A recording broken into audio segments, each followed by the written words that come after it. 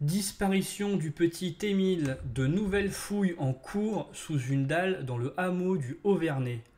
Plusieurs véhicules banalisés de la gendarmerie sont positionnés devant une résidence dans le hameau du Haut-Vernay qui se trouve à quelques centaines de mètres de la maison familiale du jeune garçon disparu, Émile, là où l'enfant a mystérieusement disparu. Les enquêteurs ont commencé à fouiller une maison située dans le hameau depuis tôt lundi matin. Cette maison est située à une courte distance de la maison de la famille d'Émile. Il s'agit d'une structure de type phénix construite dans un pré, non loin d'une bergerie improvisée dissimulée derrière deux arbres centenaires.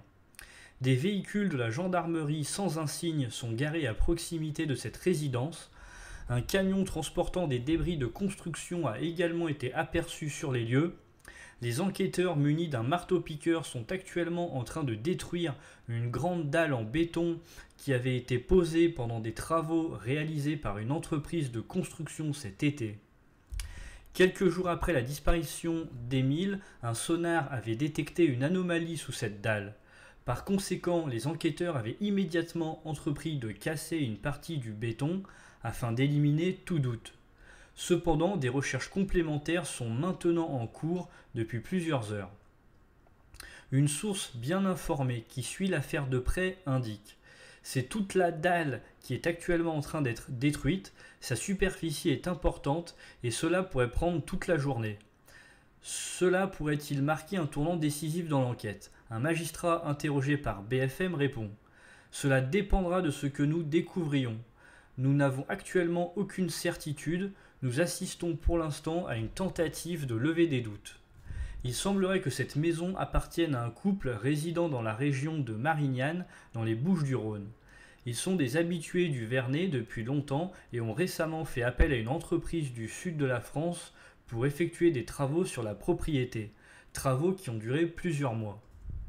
Un résident local décrit le couple en question en ces termes: ce sont des personnes respectables, les parents possèdent une maison en bas du village depuis de nombreuses années.